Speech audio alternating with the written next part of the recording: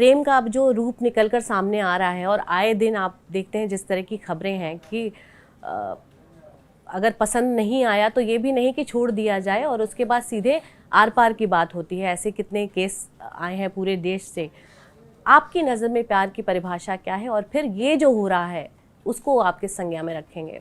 नहीं, देखिए, हर व्यक्ति का नज़रिया है, क्योंकि परमात्मा ने सबको आंखें अलग दी हैं, दिमाग भी अलग अलग दे दिया, सारे ऑर्नामेंट सब सजा के भेजा है, सब पूरा फुल श्रृंगार करके अलग अलग भेजा है, सबका नाक मुंह हाथ पैर बाल गाल सब अलग अलग दे दिए। उसका लाभ और हानि दोनों ही होता है। समाज, संसार अथवा जगत, ये जब तक धर्म पोषित हैं, धर्म से पोषित और पल्लवित हैं, धर्म से पालित हैं, जब तक तब तक अनुकूल हैं। क्योंकि विवेक जो है ना, उसमें सकारात्मक विवेक, अच्छा वाला विवेक, अब तो क्या पूरा विश्व मानने लगा है कि पॉजिटिव और निगेटिव सब चीजें में होता है। सकारात्मक विचार और विवेक तब बढ़ता है जब आप संतों की सन्निधि में रहते हैं, आप धर्म की सन्निधि में रहते हैं, क्योंकि धर्म आपको तमाम तरीके से सिखाता है, एक तरीके से नहीं, तमाम तरीके से सिखाता है। धर्म आपको कथाओं के माध्यम से, भजन के माध्यम से, सत्संग के माध्यम से और आपके आचरणों के आधार पर आपको सिखाता है। आप जो सीखते हो उसी का आप अनुकरण करते हो और वैसे आप व्यवहार करते हो। आज क्या हो रहा है? आज सारा का सारा सत्संग, आज सारी की सारी महाभारत, आज सारा का सारा व्याख्यान रील्स पे हो रहा है। तुम देखो, हम देखें और देखते ही रहें, लगातार देखते रहें, बार बार देखते रहें, इतना देखते रहें कि या तो मोबाइल की बैटरी खत्म हो जाए या तो आंखों की रोशनी खत्म हो जाए, तब तक देखते रहें। और आंखों की रोशनी खत्म भी हो जाए तो संकट नहीं है, दूसरी आंख लगा कर देखा जाए, पर देखते ही रहा जाए। तो वो पुरानी फिल्म में था ना, तू बैठ मेरे पास तुझे देखता रहूं, न तू कुछ कहे और न मैं कुछ कहूं।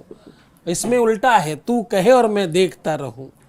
तो वो जो आप ग्रहण कर रहे हैं, इनहेल कर रहे हैं, जो भी मटेरियल आप इनहेल करते हो उसका आपके ऊपर प्रभाव आता है, आपके व्यक्तित्व पे उसका प्रभाव आता है। आपने कोई रोने वाली चीज देखी तो क्या होगा? रोना आएगा, तकलीफ होगी। नहीं आंसू आए पर अंदर तकलीफ तो हो जाती है। अच्छा एक्टर हो तो आंसू निकाल भी देता है। कोई रोष वाली बात आए, क्रोध वाली बात आए, कोई देशभक्ति पर बातचीत आ जाए तो गर्म भी हो जाते हैं हम सब। जैसी चीज देखें, कामातुर होने वाली चीजें भी देखें तो कामातुर भी हो जाते हैं। कुछ ही देखो, हंसने की चीज देखो तो हंसी भी आ जाती, निकल जाती है। जो देखते हैं उसका अगर इतना इंपैक्ट तत्काल पड़ता है तो वो बार बार देखने पे कितना प्रभाव पड़ता होगा आपके विचारों पे, आपके स्वभाव में, आपके नेचर में उसका इंपैक्ट आता है। क्योंकि कंस्ट्रक्शन है ना, इसी से कंस्ट्रक्शन होता है। जो देखोगे, जो सुनोगे, जो खाओगे, जो पियोगे, कंस्ट्रक्शन इसी से तो होता है। आप खाते समय भी उसी को देख रहे हो, सोते समय भी लेटे लेटे आप वही देख रहे हो, रास्ते चलते चलते उसी को देख रहे हो। एक बार मैंने सड़क पर देखा, कोई उसमें देखते देखते देखते जा रहा था, किसी से लड़ गया। फिर मैंने एक रील में ही देखा, वो रील ही रील बना रही थी कि कोई देखते देखते देखते नाले में घुस गया। रील में ही रील की कहानी है। तो वो इतना बड़ा व्यापक संसार हो गया है जिसमें हम सिर्फ और सिर्फ गलत चीजों को, नकारात्मक मटेरियल को इनहेल कर रहे हैं। उसका अरेंजमेंट है, उसका प्रभाव है। बोया पेड़ बबूल का तो आम कहां से होगा? जो बोया जा रहा है उसका प्रतिफल दिख रहा है। आप, मुझे अक्सर लोग पूछते हैं रील देखने में दोष क्या है? कोई दोष नहीं है। कम कपड़े पहनने में दोष क्या है? कोई दोष नहीं है। पश्चिमी सभ्यता को अपनाने में क्या दोष है? कोई दोष नहीं है। तो दोष कहां है? दोष इनके प्रभाव में है। इनके प्रभाव में दोष है। क्या दोष है? पश्चिम में जो हो रहा था आपने करना शुरू किया, तो पश्चिम में जो हो रहा है उसे स्वीकार भी कर लीजिए। वहां अगर सास दामाद के साथ भाग जाए तो कोई अति संयोक्ति नहीं होती, आप स्वीकार कर लीजिए। वहां यही हो रहा है। वहां अगर बुआ भतीजे के साथ चली जाए तो अतिसंयोक्ति नहीं होती, वहां सामान्य बात है। जो कुछ यहाँ आपको किसी की प्रेमिका, किसी की पत्नी किसी को मार दे, कोई अतिसंयोक्ति वहां नहीं है पश्चिम में, स्वीकार करिए।